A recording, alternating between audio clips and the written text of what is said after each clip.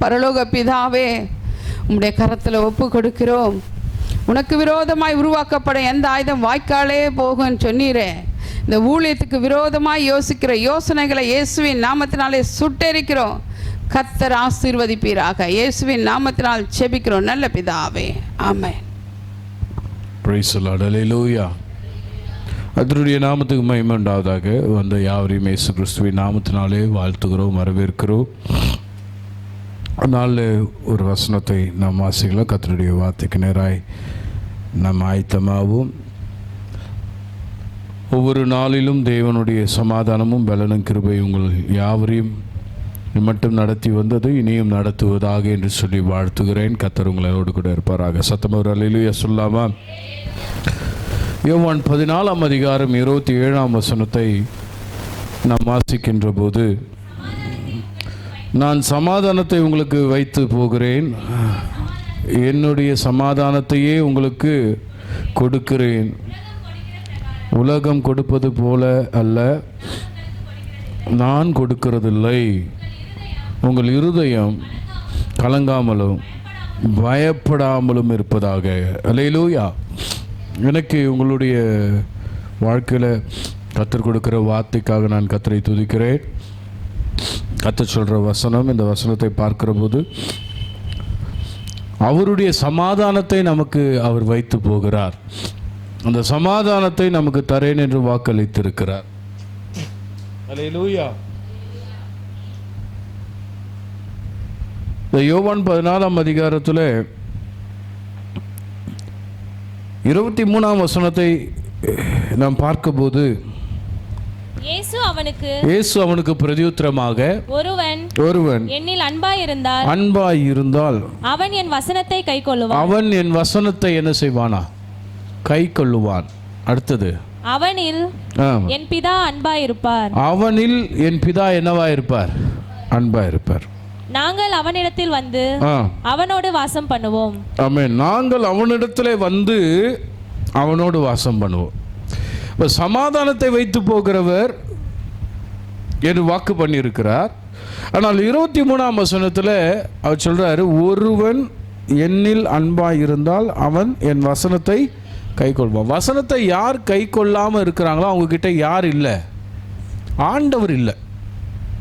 இருமாப்பு இருதயம், பொல்லாத நினைவு, பொய் நாவு, பாவத்தின் கிரியை, பரிசுத்தமில்லாத வாழ்க்கை, ஏமாற்றுகிற வாழ்க்கை, அநியாயம் பேசுகிற நாவு, அநியாயம் பண்ணக்கூடிய ஐக்கியங்கள், இதிலேயே அவங்க இருப்பார்கள்.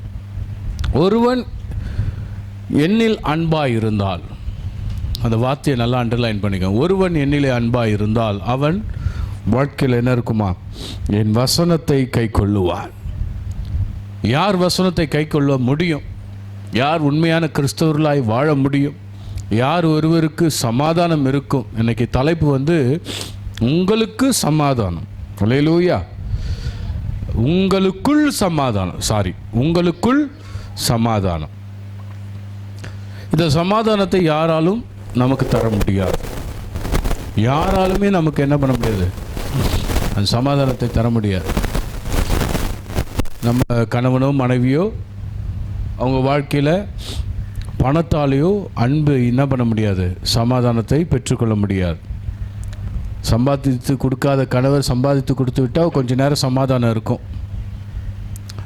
கீழ்ப்படியாத மனைவி திடீர்னு கீழ்ப்படிந்தால் அந்த கணவனுக்கு என்ன இருக்கும்? கொஞ்சம் சமாதானம் இருக்கும்.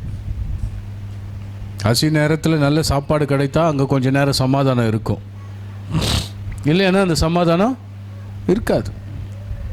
ஆனால் நிரந்தரமாக அந்த சமாதானம் வேணும் என்றால், உனக்குள்ள அந்த சமாதானம் வேண்டும் என்றால், ஆண்டவருடைய சமாதானம், ஆண்டவருடைய வசனம் உனக்குள்ளே இருக்க வேண்டும். அல்லேலூயா. ஒரு ஊழியக்காரரை குறித்து, ஒரு ஊழியக்காரியை குறித்து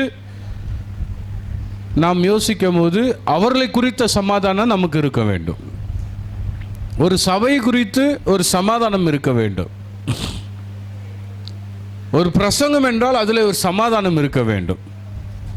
ஆராதனை என்றால் ஒரு சமாதானம் இருக்கணும். ஒரு பயணம் செய்தால் அதில் சமாதானம் இருக்கணும். டூர் போகிறவங்கன்னு சொல்கிறாங்க, அந்த டூரில் என்ன இருக்கணும்? சமாதானம் இருக்கணும். வேலைக்கு போகிற இடத்துல அந்த சமாதானம் இருக்கணும். வீடு கட்டுறேன்னு சொல்கிறாங்க. வீட்டில் கட்டும் போது பார்த்தீங்கன்னா 1000 பிரச்சனை வரும்.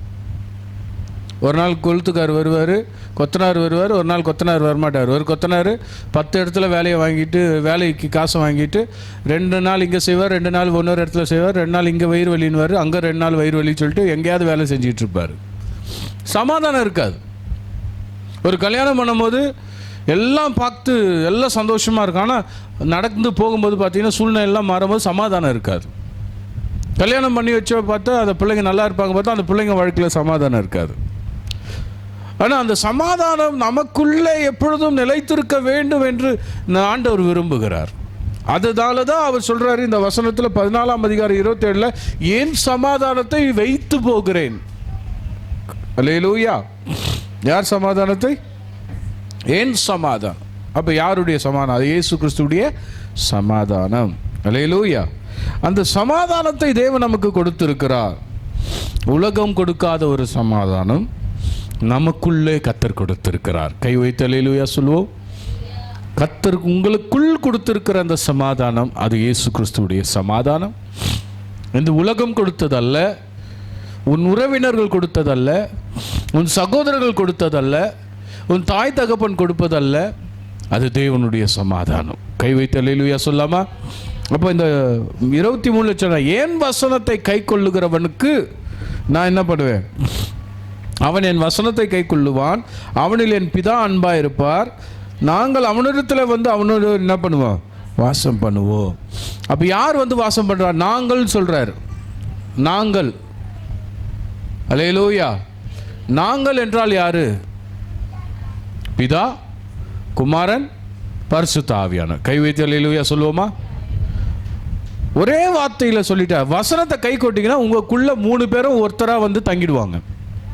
அப்போ பிதா உள்ளே வந்துடுவார், குமாரன் வந்துடுவார், பரிசுத்த ஆவியானவர் வந்துடுவார், நாங்கள் வந்து அவனோடு கூட வாசம் பண்ணோம். அப்போ 3 பேரும் உள்ளே வந்துட்டாங்கன்னா நம்ம வாழ்க்கைக்குள்ளே என்ன ஆசீர்வாதம் இருக்கும்? முதலாவது சமாதானம் பெருசாக இருக்கும். கை வைத்து அல்லேலூயா சொல்லுவோமா?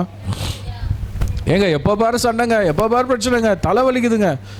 எத்தனை பிரச்சனை இருந்தாலும் நான் சொல்கிறேன், அந்த பிரச்சனைகள் மத்தியில் நமக்குள்ள ஆவியானவரும் ஆண்டவர் பிதா குமாரன் பரிசுத்த ஆவியானவர் இருப்பார்.